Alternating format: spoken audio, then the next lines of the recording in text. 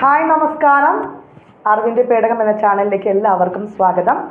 അപ്പോൾ നമ്മൾ ഇന്നത്തെ ക്ലാസ് ഹിസ്റ്ററിയുടെ ഭാഗത്ത് നിന്ന് കുറച്ച് പ്രീവിയസ് ക്വസ്റ്റ്യൻ പേപ്പർ അതുമായി ബന്ധപ്പെട്ടുള്ള കുറേ ഫാക്ട്സ് ആണ് ഇന്നത്തെ ക്ലാസ്സിൽ ഡിസ്കസ് ചെയ്യുന്നത്. അപ്പോൾ വരും ദിവസങ്ങളിൽ നമ്മൾ history, geography, physics, chemistry, biology എന്ന സെക്ഷൻ തിരിച്ചിട്ട് അതിൽ മാക്സിമം ക്വസ്റ്റ്യൻസ് ഉൾപ്പെടുത്തും. അതുപോലെ തന്നെ ടോപ്പിക് ബേസ് ആയിട്ടുള്ള ക്ലാസ്സുകളുണ്ടാവും. ദെൻ എല്ലാ മിക്സഡ് ആയിട്ടുള്ള പ്രീവിയസ് ക്വസ്റ്റ്യൻസും ഉൾപ്പെടുത്തും. ഓക്കെ, അപ്പോൾ ഈ ചാനൽ ആദ്യമായിട്ടാണ് കാണുന്നതെങ്കിൽ ചാനൽ സബ്സ്ക്രൈബ് ചെയ്യുക, തൊട്ടടുത്തുള്ള ബെല്ലേക്കും കൂടി എനേബിൾ ചെയ്യുക. നിങ്ങൾക്ക് ക്ലാസ് ഉപകാരപ്പെട്ട് തോന്നുകയാണെങ്കിൽ നിങ്ങളുടെ ഫ്രണ്ട്സിനോടൊക്കെ ഒന്ന് ഷെയർ ചെയ്യുക, സപ്പോർട്ട് ചെയ്യുക. ഓക്കെ, അപ്പോൾ നമ്മൾ ഫസ്റ്റ് ക്വസ്റ്റ്യൻ എന്താണെന്ന് നോക്കാം.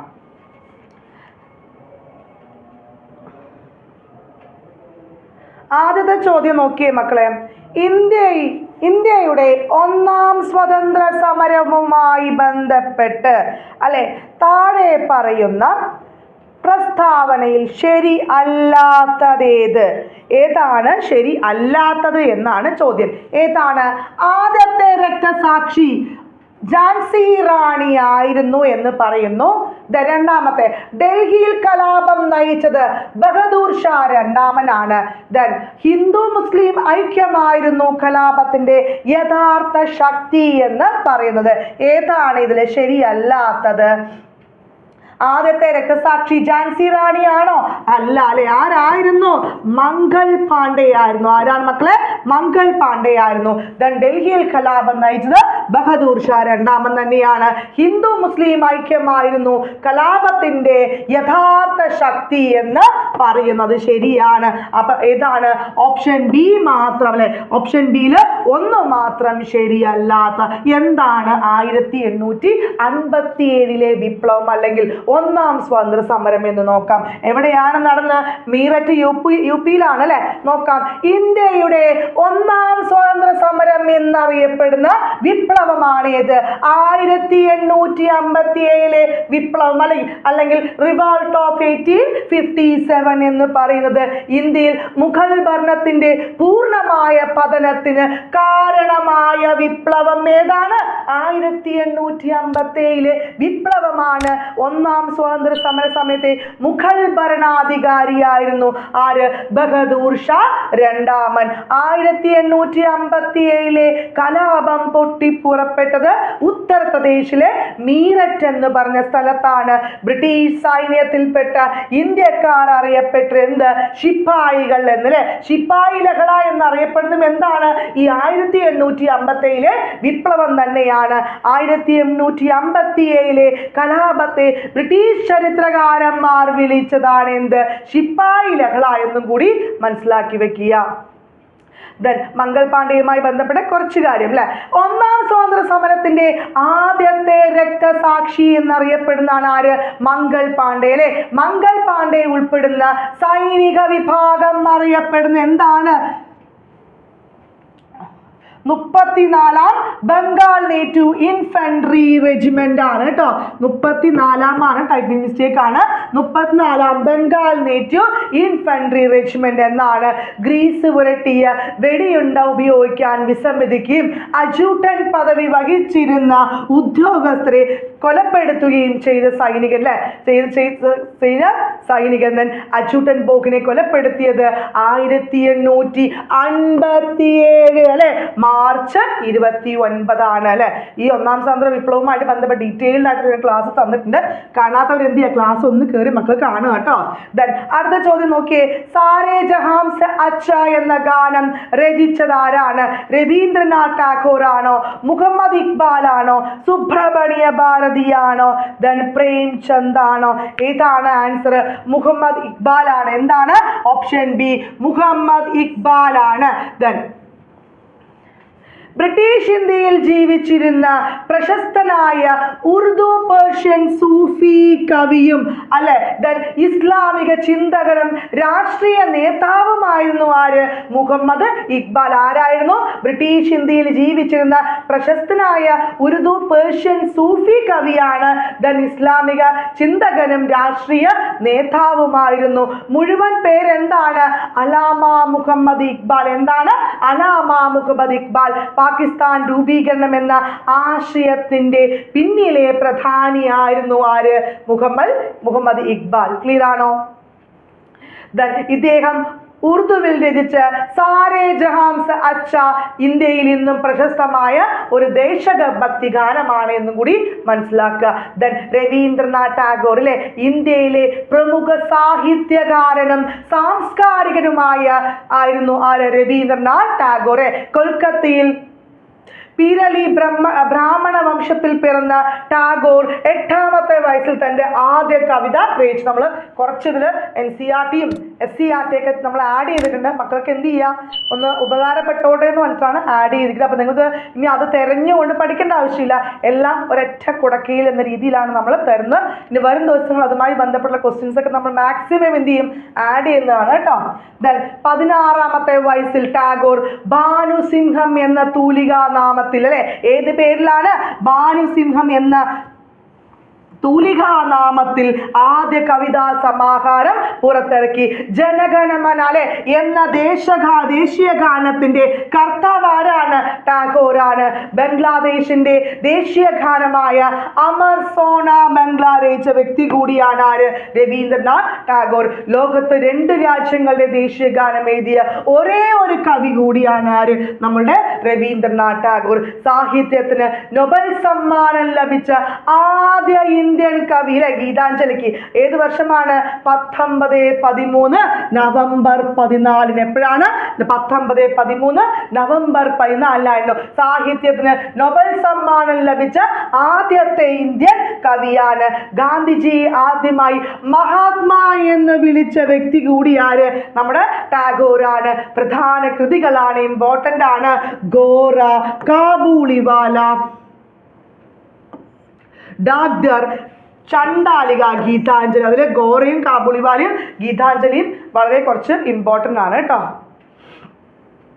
അപ്പം ഇത്രയും ആ ടാഗോറുമായി ബന്ധപ്പെട്ടുള്ള കുറച്ച് ഫാക്ട്സ്. സുബ്രഹ്മണ്യ ഭാരതി അല്ലെ മുഴുവൻ പേരെന്താണ്, ചിന്നസ്വാമി സുബ്രഹ്മണ്യ ഭാരതി. എന്താണ്, ചിന്നസ്വാമി സുബ്രഹ്മണ്യ ഭാരതി. ഇന്ത്യയിലെ പ്രമുഖനായ കവി, സ്വതന്ത്ര സമര സേനാനി, സാമൂഹ്യ പരിഷ്കർത്താവാണ്.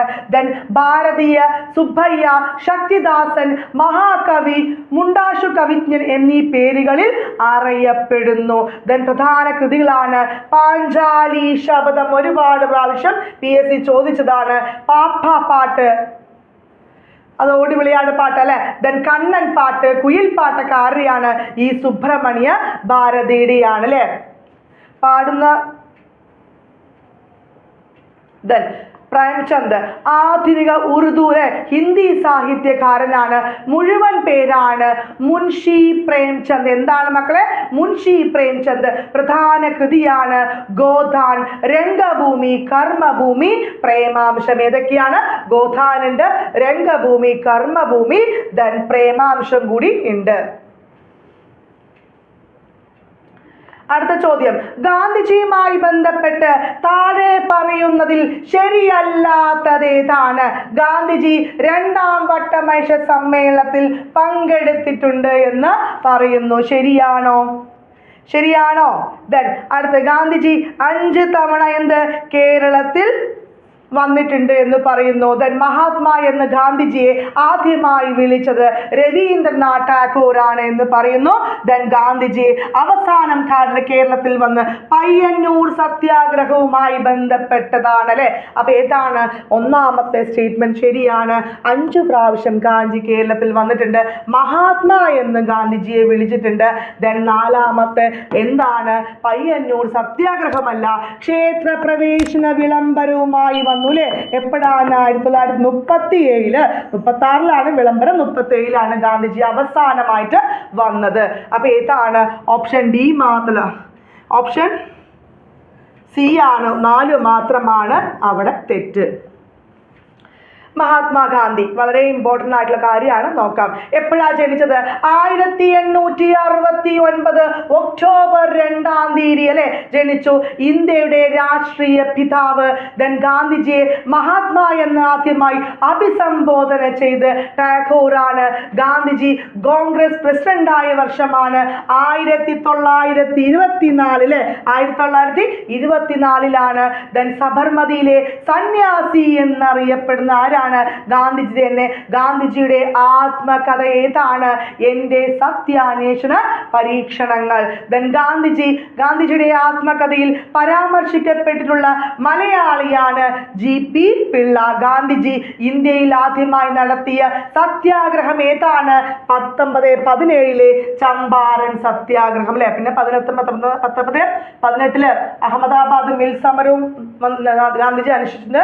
അതുമായി ബന്ധപ്പെട്ട് ഏതാണ് മിൽ സമരം? തൊഴിലാളികൾക്ക് പ്ലേഗുമായി ബന്ധപ്പെട്ട് 33 സംവരണം ആവശ്യപ്പെട്ടുകൊണ്ടുള്ള ഒരു സത്യാഗ്രഹം ഉണ്ടായിരുന്നു. ഒരുപാട് ഗാന്ധിജി ചെയ്തിട്ടുണ്ട്. അതിൽ ആദ്യമായി നടത്തിയതാണ് ഏത്? ചമ്പാരൻ. ഗാന്ധിജിയുടെ പത്രങ്ങൾ ഏതൊക്കെയാണ്? Indian opinion, Harijan, Navajan, young India എന്ന ഗാന്ധിജിയുടെ പത്രങ്ങൾ കൂടിയാണ്. ഗാന്ധിജിയെ രാഷ്ട്രീയ പിതാവ് എന്ന് വിളിച്ചത് സുഭാഷ് ചന്ദ്രബോസ് ആണ് അല്ലെ. ആരാണ് ഗാന്ധിജിയെ രാഷ്ട്രീയ പിതാവ് എന്ന് വിളിച്ചത്? സുഭാഷ് ചന്ദ്രബോസ് ആണ്. അർദ്ധനഗ്നനായ ഫക്കീർ എന്ന് വിളിച്ചത് വിൻസൻ ചർച്ചിലാണ്. എൻ്റെ ഒറ്റയാൾ പട്ടാളം എന്ന് ഗാന്ധിജിയെ വിശേഷിച്ചത് മൗണ്ട് ബാറ്റൺ പ്രഭുവാണ്. ആരാണ്? മൗണ്ട് ബാറ്റൺ പ്രഭുവാണ്. എത്ര പ്രാവശ്യം ഗാന്ധിജി കേരളം സന്ദർശിച്ചു? 5 പ്രാവശ്യമാണ്. ഏതൊക്കെയാണ് നോക്കാം. ആദ്യത്തെ കേരള സന്ദർശനം എപ്പോഴാണ്? 1920 ഓഗസ്റ്റ് 18 ഓഗസ്റ്റ് 18 ഖിലാഫത്ത് പ്രസ്ഥാനത്തിന്റെയും നിസ്സഹകരണ പ്രസ്ഥാനത്തിന്റെയും പ്രചരണാർത്ഥം ഗാന്ധിജി ആദ്യമായിട്ട് കേരളത്തിൽ വന്നു. രണ്ടാമത്തെ സന്ദർശനം 1925 മാർച്ച് 8 മുതൽ 19 വരെ എന്തിനായിരുന്നു? വൈക്കം സത്യാഗ്രഹം 24 അല്ലേ. അത് കഴിഞ്ഞ് ഒരു വർഷം കഴിഞ്ഞ് ഗാന്ധിജി വീണ്ടും എത്തി.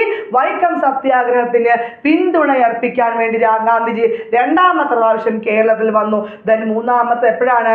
1927 ഒക്ടോബർ 9 മുതൽ 15 വരെയാണ് ദക്ഷിണേന്ത്യൻ പര്യടനത്തിന്റെ ഭാഗമായിട്ട്. അപ്പൊ ഈ ഡേറ്റുകളൊക്കെ ഞാൻ കുറച്ച് NCERT എന്നൊക്കെ നമ്മൾ ആഡ് ചെയ്താണ് കേട്ടോ. നാലാം സന്ദർശനം 1934 ജനുവരി 10 മുതൽ 22 വരെ ഹരിജനങ്ങളുടെ ഉന്നമനത്തിനായി ധനശേഖരണത്തിന്റെ ഭാഗമായിട്ട്. അപ്പോഴാണ് വന്നിട്ട് നാലാമത്തെ പ്രാവശ്യം നമ്മുടെ കൗമുദി ടീച്ചർ ആഭരണങ്ങൾ ടീച്ചർ എന്ത് ചെയ്തു? അയച്ചു കൊടുത്ത ഒരു അതുമായി ബന്ധപ്പെട്ട് വന്നാണ് നാലാമത്തെ പ്രാവശ്യം. അഞ്ചാം സന്ദർശനം എപ്പോഴാണ്? 1937 ജനുവരി 12 മുതൽ 21 വരെ ക്ഷേത്രപ്രവേശന വിളംബരത്തിന്റെ ഭാഗമായിട്ടാണ് വന്നത്. ഗാന്ധിജി മരണപ്പെട്ടത് 1948 ജനുവരി മാസം 30 ക്ലിയർ ആണോ? അടുത്ത ചോദ്യം നോക്കി. ബ്രഹ്മസമാജം സ്ഥാപിച്ചത് ആരാണ്? ഈശ്വരചന്ദ്ര വിദ്യാസാഗറാണോ? രാജാറാം മോഹൻ റായ് ആണോ? സ്വാമി വിവേകാനന്ദാണോ? ദീനബന്ധു മിത്രയാണോ? ഏതാണ് ആൻസർ? നമുക്കറിയാം രാജാറാം മോഹൻ റായ് ആണ് അല്ലെ. ആ ഇന്ത്യൻ നവോത്ഥാനത്തിന്റെ പിതാവ് എന്നറിയപ്പെടുന്ന ആരാണ്? രാജാറാം മോഹൻ റായ് ആണ്. ആധുനിക വിദ്യാഭ്യാസത്തിന്റെ ആദ്യത്തെ പ്രവാചകൻ എന്നറിയപ്പെടുന്ന രാജാറാം ആണ്. ഇംഗ്ലണ്ട് സന്ദർശിച്ച ആദ്യ ഇന്ത്യക്കാരൻ കൂടിയായിരുന്നു ആര്? രാജാറാം മോഹൻ റായ്. ആധുനിക ഇന്ത്യയുടെ ആദ്യ മനുഷ്യൻ എന്നറിയപ്പെട്ടിരുന്നു അല്ലെ. ഇന്ത്യൻ സാമൂഹിക വിപ്ലവത്തിന്റെ പിതാവ്, ബ്രഹ്മസമാജ സ്ഥാപകൻ എപ്പോഴാണ്? 1828 ഓഗസ്റ്റ് 20 ബ്രഹ്മസമാജം സ്ഥാപിച്ച വർഷം. ബ്രഹ്മസമാജം ആദ്യകാലങ്ങളിൽ അറിയപ്പെട്ടിരുന്ന എന്താണ്? ബ്രഹ്മസഭ. ഒരുപാട് പ്രാവശ്യം PSC ചോദിച്ചിട്ടുണ്ട്. എന്താണ് ബ്രഹ്മസമാജം ആദ്യകാലം അറിയപ്പെട്ടത്? ബ്രഹ്മസഭ എന്നാണ്. ബ്രഹ്മസമാജ് എന്ന് പുനർനാമകരണം ചെയ്ത വർഷമാണ് 1830. എപ്പോഴാണ്? 1830.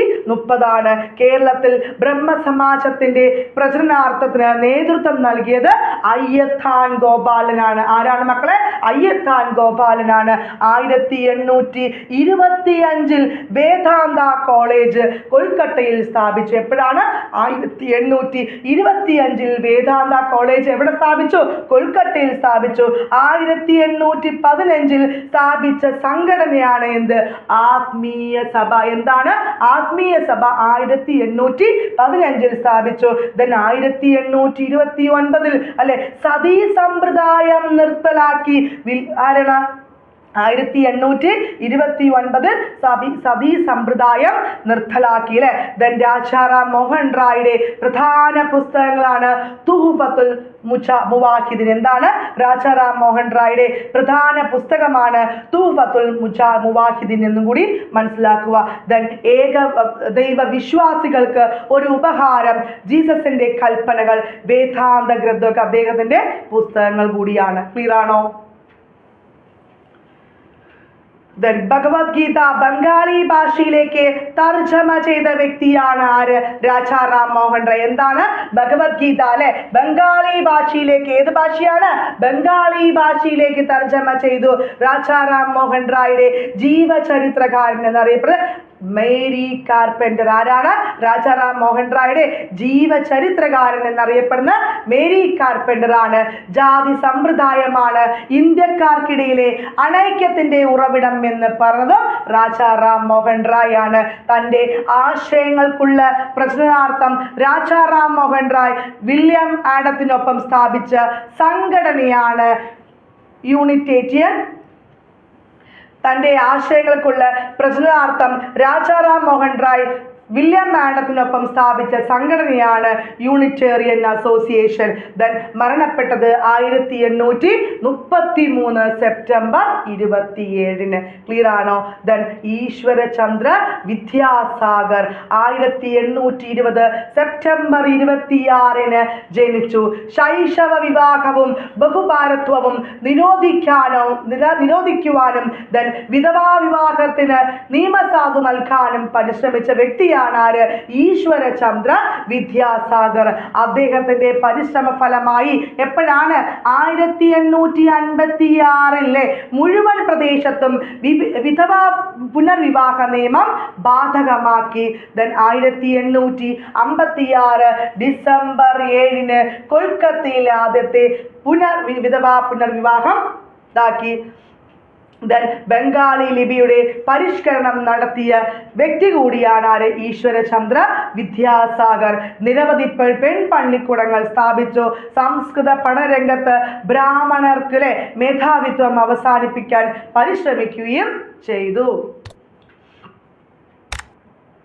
പിന്നെ അദ്ദേഹം അന്തരിച്ച് 1891. ദെൻ സ്വാമി വിവേകാനന്ദൻ വളരെ ഇമ്പോർട്ടൻ്റ് ആയ കാര്യമാണ്. 1863 ജനുവരി 12 കൊൽക്കത്തയിൽ ജനിച്ച വ്യക്തിയാണ് സ്വാമി വിവേകാനന്ദൻ. യഥാർത്ഥ നാമം എന്താണ്? നരേന്ദ്രനാഥ് ദത്ത. എന്താണ് മക്കളെ? നരേന്ദ്രനാഥ് ദത്ത എന്നാണ്. ദേശീയ യുവജന ദിനമായി ആചരിക്കുന്ന സ്വാമി വിവേകാനന്ദന്റെ ജന്മദിനമായ എപ്പോഴാണ്? ജനുവരി 12. ഇന്ത്യ ദേശീയ പ്രസ്ഥാനത്തിന്റെ ആത്മീയ പിതാവ് എന്നറിയപ്പെടുന്ന സ്വാമി വിവേകാനന്ദനാണ്. ദെൻ ചിക്കാഗോ സർവമത സമ്മേളനത്തിൽ പങ്കെടുത്ത സാമൂഹ്യ പരിഷ്കർത്താവ് സ്വാമി വിവേകാനന്ദനാണ്. 1893 കേട്ടോ. ഇതിന് അദ്ദേഹത്തിന്റെ ഗുരുവാണ് ശ്രീരാമകൃഷ്ണ പരമഹംസർ. എന്താണ് അദ്ദേഹത്തിന്റെ ഗുരുവിന്റെ പേരെന്താണ്? ശ്രീരാമകൃഷ്ണ പരമഹംസറാണ്. 1897 രാമകൃഷ്ണ മിഷൻ സ്ഥാപിച്ചു. എപ്പോഴാണ്? 1897 രാമകൃഷ്ണ മിഷൻ സ്ഥാപിച്ചത്. അദ്ദേഹത്തിന്റെ പ്രധാനപ്പെട്ട കൃതികളാണ് രാജയോഗ, കർമ്മയോഗ, ഭക്തിയോഗ, ജ്ഞാനയോഗ. കുറെ യോഗയുണ്ട് അല്ലെ? രാജയോഗയുണ്ട്, കർമ്മയോഗയുണ്ട്, ഭക്തിയോഗയുണ്ട്, ജ്ഞാന യോഗയുണ്ട്. ഗീതയിലേക്ക് മടങ്ങുക എന്ന ആഹ്വാനം ചെയ്ത വ്യക്തിയാണ് സ്വാമി വിവേകാനന്ദൻ. മരണപ്പെട്ടത് 1902 ജൂലൈ മാസം 4. അപ്പോൾ നമുക്ക് LGSനൊക്കെ ചിലപ്പോൾ ക്വസ്റ്റ്യൻസ് എങ്ങനെ വേണമെങ്കിലും ചോദിക്കാം. ഇപ്പോൾ ചോദിക്കുന്ന ട്രെൻഡൊക്കെ LGS ആണ്, കുറച്ച് സിമ്പിളാവും അങ്ങനെ മക്കൾ വിചാരിക്കേണ്ട. ചിലപ്പോൾ സ്റ്റേറ്റ്മെൻറ്റ് ക്വസ്റ്റ്യൻസ് ഒക്കെ നിറയെ ഉണ്ടാവും. ഇപ്പോൾ ഈ കഴിഞ്ഞ എക്സാമൊക്കെ നോക്കുകയാണ്, സീമാൻ്റെയും കുറേ ലാസ്റ്റ് ഡേറ്റ് മോഡൽ എക്സാം നോക്കുകയാണെങ്കിൽ സ്റ്റേറ്റ്മെൻ്റ് ആണ്. അപ്പോൾ നമുക്ക് നന്നായിട്ട് ആ സ്റ്റേറ്റ്മെൻറ്റ് രീതിയിൽ ക്വസ്റ്റ്യൻസ് പഠിക്കാം. അപ്പം മക്കൾക്ക് ടൈം മാനേജ്മെൻറ്റും കൂടി കുറച്ചും കൂടി എളുപ്പമാവാൻ കൂടിയാണ് കൂടുതൽ സ്റ്റേറ്റ്മെൻറ്റ് ക്വസ്റ്റ്യൻസ് നമ്മൾ തരുന്നത് കേട്ടോ. ദീനബന്ധു മിത്ര ബംഗാളി ഭാഷ എഴുത്തുകാരനും നാടക പ്രവർത്തകനുമായിരുന്നു. ദീനബന്ധു മിത്ര എന്നറിയപ്പെട്ടിരുന്നു. പ്രശസ്ത നാടകമാണ് നീൽ ദർപ്പൺ കേട്ടോ. നീൽ ദർപ്പൺ ഇമ്പോർട്ടൻ്റ് ആണ് കേട്ടോ, അത് ശ്രദ്ധിക്കുക.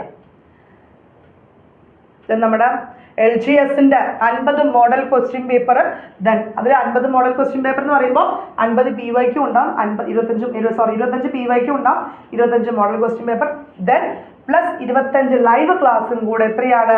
വെറും 249 രൂപയ്ക്ക് നമ്മുടെ എയിം സ്റ്റഡി സെന്ററിൽ അവൈലബിൾ ആണ്. അപ്പം നിങ്ങൾക്ക് ഏറ്റവും നല്ലൊരു അവസരം തന്നെയാണ്. എയിംസിൻ്റെ നമ്മുടെ ക്രാഷ് കോഴ്സായ 999 രൂപയുടെ കോഴ്സ് എടുക്കുകയാണെങ്കിൽ തികച്ചും സൗജന്യമാണ്.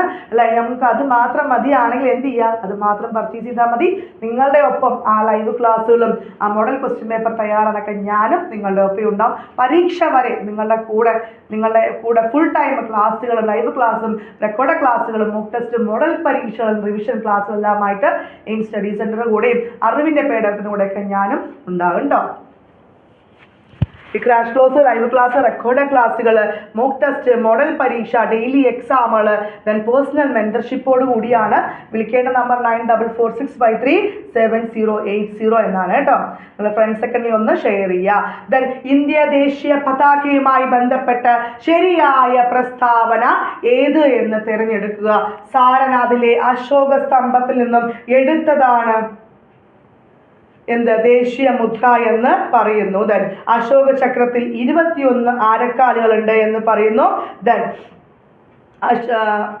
1947 ഇന്നത്തെ ത്രിവർണ്ണ പതാക സ്വീകരിച്ചത് എന്ന് പറയുന്നു. ഇതിലേതാണ് ശരിയായ ആൻസർ? ഒന്നാമത്തെ ആൻസർ വളരെ ശരിയാണ് അല്ലേ? ശരിയാണ്. 2 ശരിയാണോ? അല്ല. 3 എന്താണ്? 47 അപ്പോൾ ഏതാണ്? 1ഉം 3ഉം മാത്രമാണ് അവിടെ ശരിയായിട്ടുള്ളത്. 21 അല്ല, 24. ദെൻ ഇന്ത്യൻ ദേശീയ പതാകയുമായിട്ട് ബന്ധപ്പെട്ടത്. ദേശീയ പതാകയുടെ ആകൃതി എന്താണ് മക്കളെ? ദീർഘചതുരമാണ് അല്ലെ? നീളവും വീതിയും തമ്മിലുള്ള അംശബന്ധം എങ്ങനെയാണ്? 3:2. പതാകയിലെ നിറങ്ങൾ സൂചിപ്പിക്കുന്നു. കുങ്കുമം എന്തിനെയാണ്? ധീരതയും ത്യാഗത്തെയും സൂചിപ്പിക്കുന്നുവെങ്കിൽ പച്ച സമൃദ്ധിയെയും ഫലഭൂയിഷ്ഠതയും സൂചിപ്പിക്കുന്നു. വെള്ളയാണെങ്കിലോ സത്യത്തെയും സമാധാനത്തെയും സൂചിപ്പിക്കുന്നു. അരക്കാലുകളുടെ എണ്ണം നമ്മൾ 24 പറഞ്ഞു. സ്വതന്ത്ര ഇന്ത്യയുടെ പതാക തിരഞ്ഞെടുക്കണ ഭരണഘടനാ നിർമ്മാണ സഭ 1947 ജൂൺ 23 നിയോഗിച്ച അഡ്കോ കമ്മിറ്റിയുടെ തലവനായിരുന്നു ആര്? ഡോക്ടർ രാജേന്ദ്ര പ്രസാദ്. ദേശീയ പതാക മാതൃക തയ്യാറാക്കിയ വ്യക്തിയാണ് പിംഗലി വെങ്കയ്യ. ആരാണ്? പിംഗലി വെങ്കയ്യ. ദെൻ ഭരണഘടനാ സമിതി പതാകയെ അംഗീകരിച്ചത് 1947 ജൂലൈ 22 എപ്പോഴാണ്? 47 ജൂലൈ 22 ഇന്ത്യൻ ദേശീയ പതാക നിർമ്മിക്കുവാൻ ചുമതലപ്പെടുത്തിയ ഏക അംഗീകൃത സ്ഥാപനമാണ് കർണാടക ഖാദി ഗ്രാമോദയ സംയുക്ത സംഘം. പുതിയ ദേശീയ പതാക നിയമം നിലവിൽ വന്നത് ഫ്ലാഗ് കോഡിലെ 2002 ജനുവരി 26 ക്ലിയർ ആണോ? ദെൻ കുണ്ട്ര വിളംബരം നടന്നത് എന്നാണ്? 1809 ജനുവരി 11 1911 1812 1893 ഏതാണ് ആൻസർ ആയിട്ട് അവിടെ വരിക? 1809 ജനുവരി 11 അല്ലെ? വേലുത്തമ്പി ദളവ അല്ലെ? മണ്ണുടി ക്ഷേത്രം അല്ലെ? ദെൻ ബ്രിട്ടീഷ് ദുർഭരണത്തെ തിരുവിതാംകൂറിൽ നിന്നും അമർച്ച ചെയ്യാൻ വേലുത്തമ്പി ദളവ കുണ്ടറയിൽ വെച്ച് നടത്തിയ ചരിത്ര പ്രസിദ്ധമായ വിളംബരമാണ് എന്ത്? 1809 ജനുവരി 11 നടന്ന കുണ്ട്ര വിളംബരം. നടന്ന സ്ഥലം എന്താണ്? ഇളമ്പല്ലൂർ ക്ഷേത്രമാണ്. എവിടെയാണ്? ഇളമ്പല്ലൂർ ക്ഷേത്രമാണ്. വേലുത്തമ്പിയെ നേരിടാനായി തിരുവിതാംകൂറിലെത്തിയ ബ്രിട്ടീഷ് സൈന്യത്തെ നയിച്ചതാണ് കേണൽ ലീഗർ. ആരാണ്? കേണൽ ലീഗർ. ദെൻ മലബാർ കലാപവുമായി ബന്ധപ്പെട്ട് ശരിയായ പ്രസ്താവന ഏതാണ്? മലബാർ കലാപം നടന്ന് 1921 എന്ന് പറയുന്നു. ശരിയാണോ? ശരിയാണ് അല്ലെ? ദെൻ മലബാർ കലാപം അന്വേഷിച്ച ലക്ഷ്മണസ്വാമി മുതലിയാർ കമ്മീഷനാണ് പറയുന്നു. അതെങ്ങനെ നമുക്ക് ശരിയാക്കി സമ്മതിക്കാൻ പറ്റുമോ? സമ്മതിക്കാൻ പറ്റില്ല, അത് അവിടെ തെറ്റാണ്. ദെൻ മലബാർ കലാപത്തിന് ഖിലാഫത്ത് പ്രസ്ഥാനത്തിന് പിന്തുണ ഉണ്ടായിരുന്നു എന്ന് പറയുന്നു. അത് വളരെ അവിടെ ശരിയാണ്. അപ്പൊ ശരിയായ പ്രസ്താവനയാണ് ചോദിച്ചത്. 1ഉം 3ഉം ഓപ്ഷൻ ഡി മാത്രമാണ് ശരി. എന്താണ് മലബാർ കലാപം? 1900 അല്ലെ? 21 മലബാർ കലാപം ആരംഭിച്ച് ഖിലാഫത്ത് സമരവുമായി ബന്ധപ്പെട്ട് കേരളത്തിൽ നടന്ന കലാപമാണ് മലബാർ കലാപം അല്ലെങ്കിൽ മാപ്പിള ലഹള. ഖിലാഫത്ത് പ്രസ്ഥാനം മലബാറിൽ ശക്തപ്പെട്ടതോടെ മലബാറിൽ ബ്രിട്ടീഷുകാർക്കെതിരെ നേരിട്ടുള്ള ഏറ്റുമുട്ടലുകൾ ഉണ്ടായി.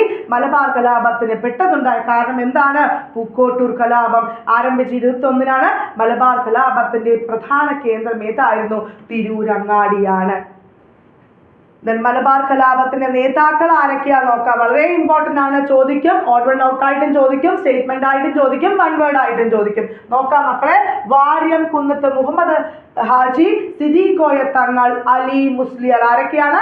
വാര്യം കുന്നത്ത് മുഹമ്മദ് ഹാജി ഉണ്ട്, സിദ്ദീഖ് കോയ തങ്ങൾ ഉണ്ട്, അലി മുസ്ലിയാർ ഉണ്ട്. മലബാർ കലാപങ്ങളെ കുറിച്ച് അന്വേഷണം നടത്തിയ TL സ്ട്രോഞ്ച് ആണ്. ആരാണ്? മലബാർ കലാപത്തെ കുറിച്ച് അന്വേഷണം നടത്തിയത് ആരാണ്? TL സ്ട്രോഞ്ച് ആണ്. മലബാർ കലാപം പശ്ചാത്തലമാക്കി കുമാരനാശാൻ എഴുതിയ കൃതി ഏതാണ്? ദുരവസ്ഥയാണ്. ഏതാണ്? ദുരവസ്ഥയാണ്. മലബാർ കലാപം പശ്ചാത്തലമാക്കി സുന്ദരികളും സുന്ദരന്മാരും എന്ന നോവൽ എഴുതിയത് ഉറൂബാണ്. മലബാർ കലാപം പശ്ചാത്തലമാക്കി IV ശശി സംവിധാനം ചെയ്ത സിനിമയാണ് 1921 മലബാർ മാനുവൽ എന്ന ഗ്രന്ഥം രചിച്ചത് വില്യം ലോക്കനാണ്. പ്രൈമറി വിദ്യാഭ്യാസം സൗജന്യമാക്കിക്കൊണ്ട് വിളംബരം പുറപ്പെടുവിച്ചത് ആരാണ്? ഗൗരി ലക്ഷ്മിബായ്, സ്വാതി തിരുനാൾ, ഗൗരി പാർവതിബായ്, ഉത്രം തിരുനാൾ. ആരാണ് ആൻസർ ആയിട്ട് വരിക? ഗൗരി പാർവതിബായ് ആണ് അല്ലെ?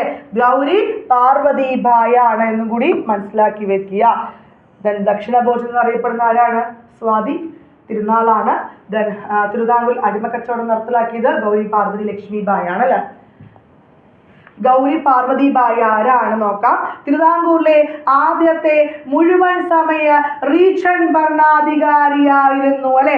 1817 തിരുവിതാംകൂറിൽ പ്രൈമറി വിദ്യാഭ്യാസം സൗജന്യമാക്കി വിളംബരം പുറപ്പെടുവിച്ച ഭരണാധികാരിയാണ്. 1816 ലണ്ടൻ മിഷൻ സൊസൈറ്റി പ്രവർത്തനം ആരംഭിച്ചപ്പോൾ തിരുവിതാംകൂർ ഭരണാധികാരി വിദ്യാഭ്യാസം ഗവൺമെന്റ് ഉത്തരവാദിത്യമാണെന്ന് പ്രഖ്യാപിച്ചു. സർക്കാർ ജോലികളിൽ ശമ്പളമില്ലാതെ ജോലി ചെയ്തിരുന്ന വ്യവസ്ഥ എന്ത് ചെയ്തു? നിർത്തലാക്കിയ ഭരണാധികാരിയാണ്.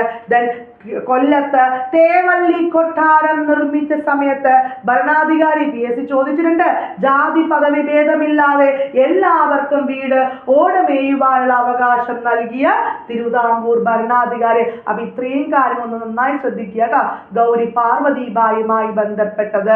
ബ്രിട്ടീഷുകാർക്കെതിരെ കേരളത്തിൽ നടന്ന ആദ്യത്തെ സംഘടിത കലാപം ഏതാണ്? മലബാർ കലാപമാണോ?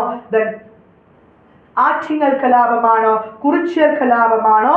കുളത്തൂർ കലാപമാണോ? ഇതാണ് മക്കളെ ഓപ്ഷൻ എ. ആറ്റിങ്ങൽ കലാപമാണ് അല്ലെ? എന്താണ്? 1721. കുറിച്യർ 1812, മലബാർ 1921. കേരളത്തിൽ ബ്രിട്ടീഷുകാർക്കെതിരെ നടന്ന ആദ്യത്തെ സംഘടിത കലാപമാണ് അല്ലെ? ആറ്റിങ്ങൽ കലാപം നടക്കുമ്പോൾ വേണാടിലെ ഭരണാധികാരി ആരായിരുന്നു? ആദിത്യവർമ്മയാണ്. ആറ്റിങ്ങൽ റാണി എന്നറിയപ്പെടുന്ന ആരാണ്? ഉമയമ്മ റാണിയാണ്. ആറ്റിങ്ങൽ കലാപം നടന്ന് 1721 ഏപ്രിൽ 15 ആറ്റിങ്ങൽ കലാപത്തിൽ വധിക്കപ്പെട്ട ബ്രിട്ടീഷ് ഉദ്യോഗസ്ഥനായിരുന്നു ഗിഫോർഡ്. ആറ്റിങ്ങൽ കലാപത്തെ തുടർന്ന് ഒപ്പുവച്ച ഉടമ്പടി ഏതാണ്?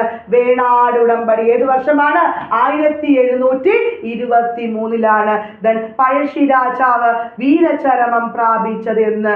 1803 നവംബർ 30 1805 നവംബർ 30 ആണോ? 1802 നവംബർ 26 1804 ഏതാണ്? ഓപ്ഷൻ ബി ആണ് അല്ലെ?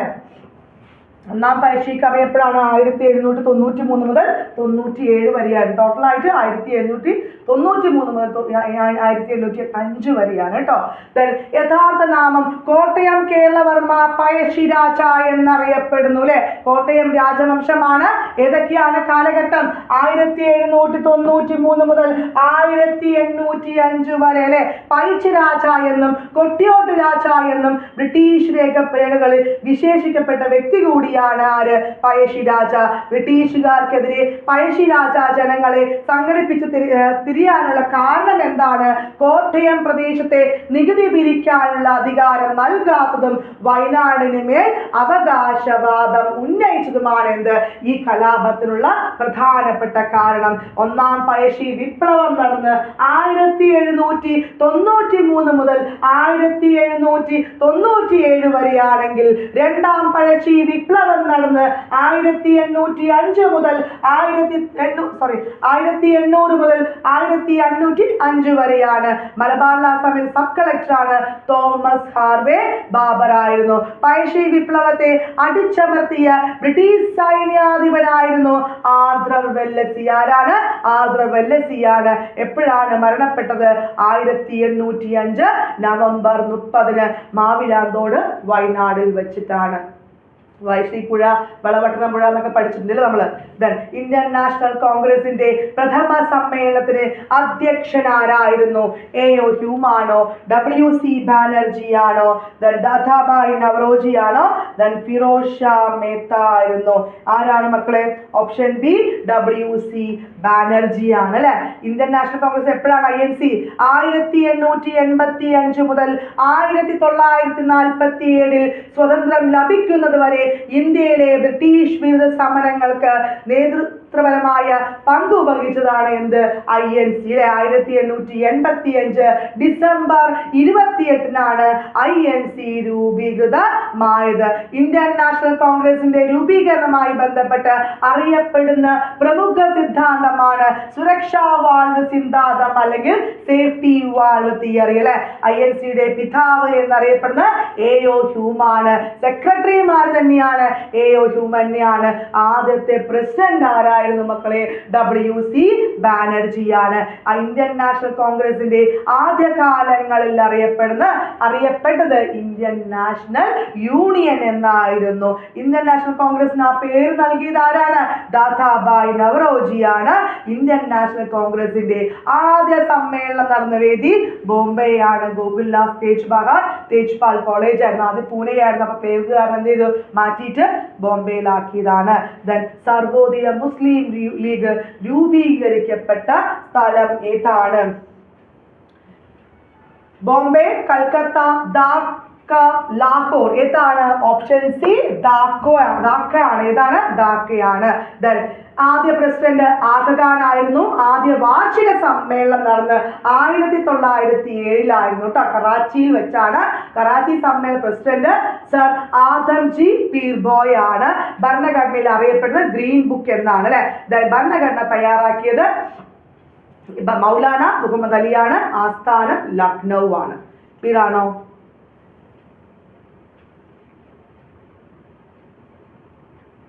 1905 ബംഗാളിനെ രണ്ടായി വിഭജിച്ച് വൈസ്രോയ് ആരായിരുന്നു? കേഴ്സൺ പ്രഭുവാണോ, വില്യം ബെൻഡ്രിക് പ്രഭുവാണോ, കോൺവാലിസ് പ്രഭുവാണോ, ലിട്ടൺ പ്രഭുവാണോ?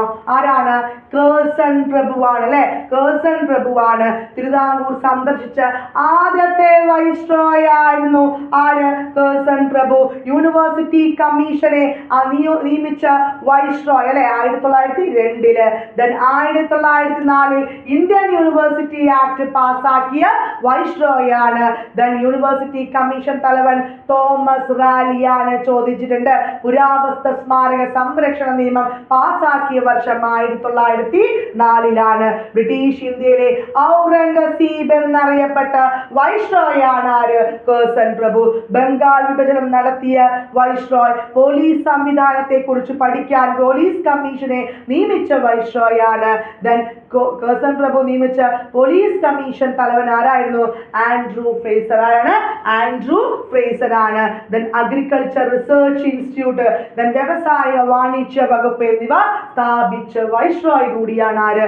കേഴ്സൺ പ്രഭു. അടുത്ത ചോദ്യം നോക്കിയേ, തീവ്ര ദേശീയതയുമായി ബന്ധപ്പെട്ട് നേതാക്കളിൽ ആരെല്ലാമായിരുന്നു? ബാലഗംഗാധര തിലകൻ, ദാദാഭായ് നവറോജി, ലാലാ ലജ്പത് റായ്, ഗോപാലകൃഷ്ണ ഗോഖലെ. ബാലഗംഗാധര തിലകൻ ഉണ്ടായിരുന്നു, ലാലാ ലജ്പത് റായ് ഉണ്ട് അല്ലെ. ബംഗാൾ വിഭജനവും തുടർന്നുണ്ടായ സമരങ്ങളും അല്ലെ ദേശീയ പ്രസ്ഥാനത്തെ നയിച്ച പുതിയൊരു കാലഘട്ടം അറിയപ്പെട്ടതാണ് എന്ത്? തീവ്ര ദേശീയതയുടെ കാലഘട്ടം. തീവ്ര ദേശീയത കാലഘട്ടം പ്രധാനപ്പെട്ട നേതാക്കൾ ആരൊക്കെയായിരുന്നു? തിലകൻ ഉണ്ടായിരുന്നു, ബിപിൻ ചന്ദ്രപാൽ, ലാലാ ലജ്പത് റായ് അല്ലെ.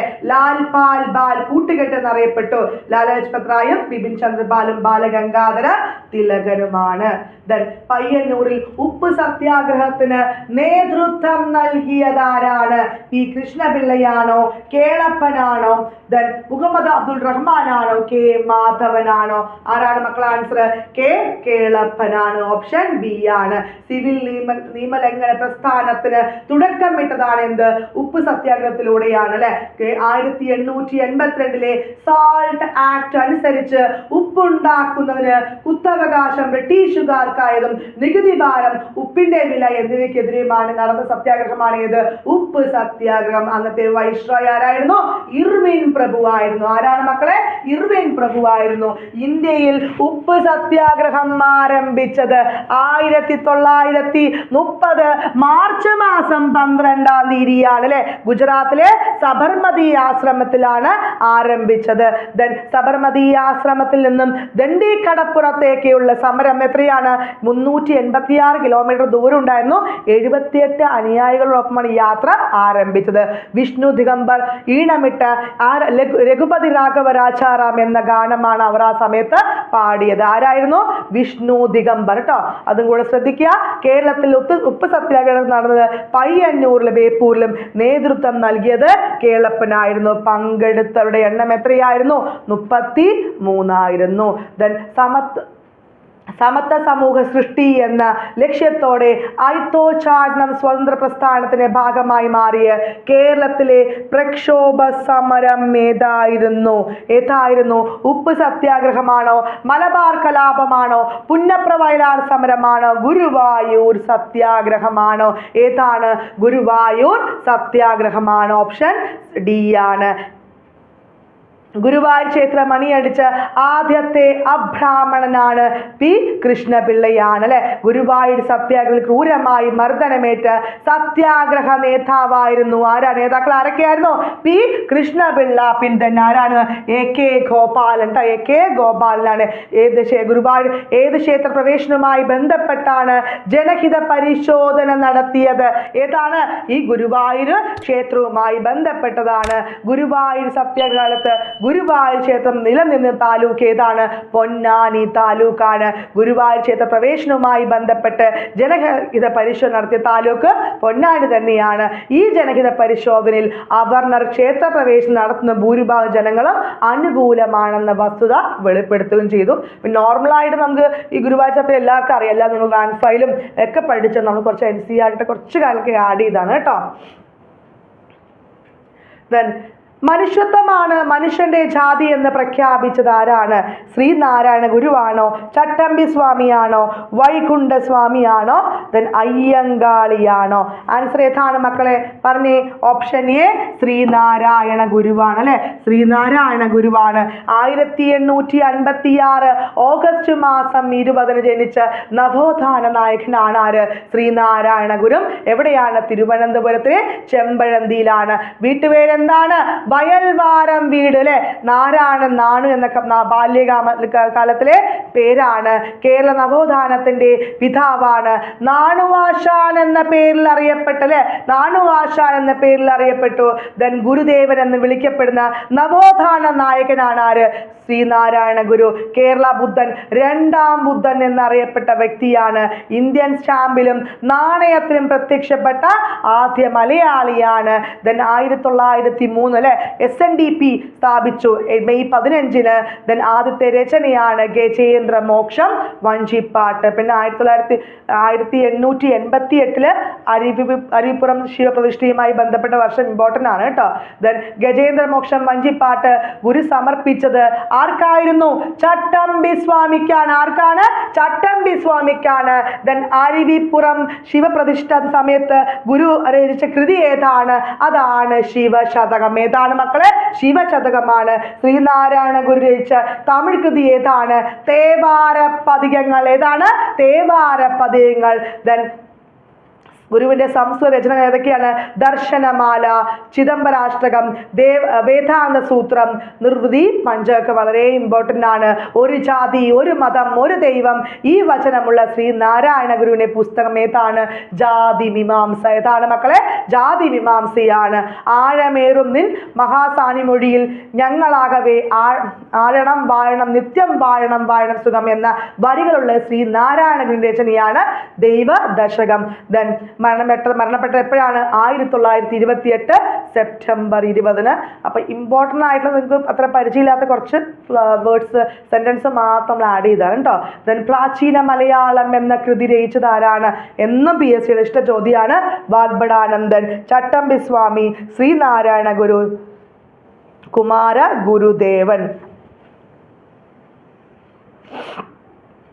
ഓപ്ഷൻ ബി ചട്ടമ്പി സ്വാമിയാണ് അല്ലെ. ചട്ടമ്പി സ്വാമി നമ്മൾ പറഞ്ഞു അല്ലെ, ഷൺമുഖദാസൻ എന്ന പേരിൽ അറിയപ്പെടുന്ന നവോത്ഥാന നായകനാണ്. കുഞ്ഞമ്പിള്ള എന്നാണ് ബാല്യകാല നാമം അല്ലെ.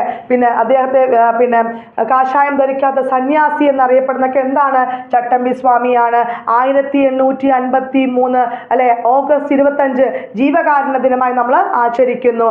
ജന്മസ്ഥലം കൊല്ലൂർ, തിരുവനന്തപുരം കണ്ണമൂലയാണ്. വീട്ടുപേര് എന്താണ്? ഉള്ളൂർക്കോട് ഭവനം എന്നറിയപ്പെടുന്നു. നമ്മുടെ ശ്രീനാരായണ ഗുരുവിന്റെ എന്ത് പറഞ്ഞു? വയൽവാരം വീട് അല്ലെ. ദെൻ ബാല്യകാല നാമം കുഞ്ഞമ്പിള്ള. യഥാർത്ഥ നാമം എന്താണ്? അയ്യപ്പൻ എന്നാണ്. എന്താണ്? അയ്യപ്പൻ എന്നാണ്. ജാതി വർഗ വിവേചനത്തിനെതിരായി മനുഷ്യ സമൂഹ ക്ഷേമത്തിനും ഐശ്വര്യവും ലക്ഷ്യമാക്കി പ്രവർത്തിച്ച നവോത്ഥാന നായകനാണ്. തിരുവനന്തപുരത്തെ ഗവൺമെന്റ് സെക്രട്ടേറിയറ്റിൽ ക്ലർക്കായി ഔദ്യോഗിക ജീവിതം ആരംഭിച്ച നവോത്ഥാന നായകനാണ്. ഏറ്റവും വലിയ കൃതി ഏതാണ്? പ്രാചീന മലയാളമാണ്. ഷൺമുഖദാസൻ സർവവിദ്യാധിരാജ എന്ന പേരിൽ അറിയപ്പെട്ട വ്യക്തിയാണ്. കാഷായം ധരിക്കാത്ത സന്യാസി. പിന്നെ തിരുവനന്തപുരത്തെ കല്ലുവീട്ടിൽ വെച്ച് പട്ടിസദ്യ നടത്തിയ നവോത്ഥാന നായകനാണ്. വിദ്യയും വിത്തവും ഉണ്ടെങ്കിലേ മനുഷ്യ പുരോഗതി സാധ്യമാകൂ എന്ന് വിശ്വസിച്ച നവോത്ഥാന നായകനാണ് ചട്ടമ്പി സ്വാമി. ദൻ അയിത്തം അറബിക്കടലിൽ തള്ളണമെന്ന് ആഹ്വാനം ചെയ്ത വ്യക്തിയാണ്. ചട്ടമ്പി സ്വാമിയെ ഷൺമുഖദാസൻ എന്ന് വിളിച്ചത് സാമൂഹ്യ പരിഷ്കർത്താവാണ് തൈക്കാട് അയ്യ. നവോത്ഥാന നായകൻ പേരിൽ പുതിയതായി ക്ഷേത്രം നിലവിൽ വന്ന സ്ഥലം ഏതാണ്? കണ്ണൻമൂല, തിരുവനന്തപുരമാണ്. അനുകമ്പയായ മധുരത്താലും നിറഞ്ഞതായിരിക്കണം മനുഷ്യ മനസ്സ് എന്ന ആഹ്വാനം ചെയ്ത വ്യക്തിയാണ് ചട്ടമ്പി സ്വാമിയെ സദ്ഗുരു, പരിപൂർണ കലാനിധി, സർവജ്ഞനായ ഋഷി എന്നിങ്ങനെ വിശേഷിപ്പിച്ചത് ശ്രീനാരായണ ഗുരുവാണ്. 1924 മെയ് മാസത്തിൽ സമാധിയായി. ദൻ സുഭാഷ് ചന്ദ്രബോസിന്റെ സമരങ്ങളിൽ ആകൃഷ്ടനായി INA-യിൽ ചേർന്ന മലയാളിയാര്? മൊയ്തു മൗലവി, വക്കം അബ്ദുൽ ഖാദർ, മുഹമ്മദ് അബ്ദുൾ റഹ്മാൻ, കുഞ്ഞഹമ്മദ് ഹാജി. ഇതാണ് മക്കളെ ആൻസർ ആയിട്ട് വരിക. ഓപ്ഷൻ ബി ആണ് അല്ലെ. വക്കം അബ്ദുൽ ഖാദർ ആണ്. 1917 വർഷമൊന്നും വേണ്ട, ജസ്റ്റ് ഒന്ന് അറിയാൻ വേണ്ടി പറഞ്ഞാണ്. ചിറയൻകീഴിൽ, തിരുവനന്തപുരത്ത് ചിറയൻകീഴിൽ ജനിച്ച വ്യക്തിയാണ്. സുഭാഷ് ചന്ദ്രബോസിന്റെ സമരങ്ങളിലെ ആകൃഷ്ടനായി INA-യിൽ ചേർന്ന ധീരനായ മലയാളിയാണ്. വക്കം അബ്ദുൽ ഖാദർ ഗാന്ധിജിയെ കണ്ടുമുട്ടിയ സ്ഥലം എന്താണ്? Kadakkavoor railway station. ക്ഷേത്രപ്രവേശന വിളംബര ഫലമായി ഗാന്ധിജി കേരളത്തിൽ എത്തിയപ്പോഴാണ് കണ്ടുമുട്ടിയത്. വക്കം അബ്ദുൽ ഖാദർ സ്വാതന്ത്ര്യ സമരത്തിൽ പങ്കെടുക്കാൻ കാരണമായ സംഘടനയാണ് സ്റ്റേറ്റ് കോൺഗ്രസ്. മലബാർ ജില്ലയിലെ താനൂർ കടപ്പുറത്ത് നിന്നും ബ്രിട്ടീഷുകാർ അറസ്റ്റ് ചെയ്ത് പിന്നീട് വധശിക്ഷ നൽകിയ ഇന്ത്യൻ നാഷണൽ ആർമിയുടെ ഭടൻ കൂടിയാണ്. ബ്രിട്ടീഷ് ഗവൺമെന്റ് അദ്ദേഹത്തെ തൂക്കിലേറ്റിയ വർഷം 1943 സെപ്റ്റംബർ 30-നാണ്. വക്കം അബ്ദുൽ ഖാദറെ തൂക്കിലേറ്റ് ജയിൽ ഏതാണ്? മദ്രാസ് സെൻട്രൽ ജയിലാണ്. ഇന്ത്യൻ നാഷണൽ ആർമിയിൽ ചേർന്ന് പോരാടിയ ബ്രിട്ടീഷ് സർക്കാർ തൂക്കിലേറ്റ മലയാളി കൂടിയാണ് ആര്? Vakkom Abdul Khader. Then last question ആണ്, ഇന്ത്യൻ നാഷണൽ കോൺഗ്രസിന്റെ പ്രസിഡന്റായ ആദ്യ ഇന്ത്യൻ വനിത ആരാണ്? വിജയലക്ഷ്മി പണ്ഡിറ്റ്, അരുണ ആസിഫ് അലി, സരോജിനി നായിഡു, മാഡം ഭിക്കാജി കാമ. ഓപ്ഷൻ ഏതാണ് മക്കളെ? ഓപ്ഷൻ സി ആണ് അല്ലെ, സരോജിനി നായിഡുവാണ്. ആരാണ്? സരോജിനി നായിഡുവാണ്. ദെൻ കോൺഗ്രസിലെ 1917 കൊൽക്കത്ത സമ്മേളനത്തിലാണ് ആനി ബെസന്റ് ആദ്യമായിട്ട്. ദെൻ 1925 കാൺപൂർ സമ്മേളനത്തിൽ സരോജിനി നായിഡു. 1933 കൊൽക്കത്ത സമ്മേളനം നെല്ലിൻസൺ ഗുപ്ത. 59 നാഗ്പൂർ സമ്മേളനത്തിലാണ് ഇന്ദിരാഗാന്ധി. 1998 കൊൽക്കത്ത സമ്മേളനത്തിൽ സോണിയ ഗാന്ധി. അപ്പൊ 17 ആനി ബെസന്റ്, 25 സരോജിനി, 33 നെല്ലിൻസൺ ഗുപ്ത, 59 ഇന്ദിരാഗാന്ധി, 98 സോണിയാഗാന്ധി. ചിലപ്പോൾ ഇത് ഓഡ് വൺ ഔട്ടോ അല്ലെങ്കിൽ ഡിസെൻഡിങ് ഓർഡർ അസെൻഡിങ് ഓർഡർ ആയിട്ടോ അല്ലെങ്കിൽ വർഷങ്ങൾ ഏതാണെന്ന് കാലഗണത്തിൽ പെട്ട ചോദിക്കോ, എങ്ങനെ വേണമെങ്കിൽ ക്വസ്റ്റ്യൻസ് ചോദിക്കാം കേട്ടോ. ഇന്ത്യയുടെ വാനമ്പാടി എന്നറിയപ്പെടുന്ന വ്യക്തിയാണ് അല്ലെ സരോജിനി നായിഡു. ഭാരത കോകിലം എന്ന പേരിൽ അറിയപ്പെടുന്ന വ്യക്തിയാണ്.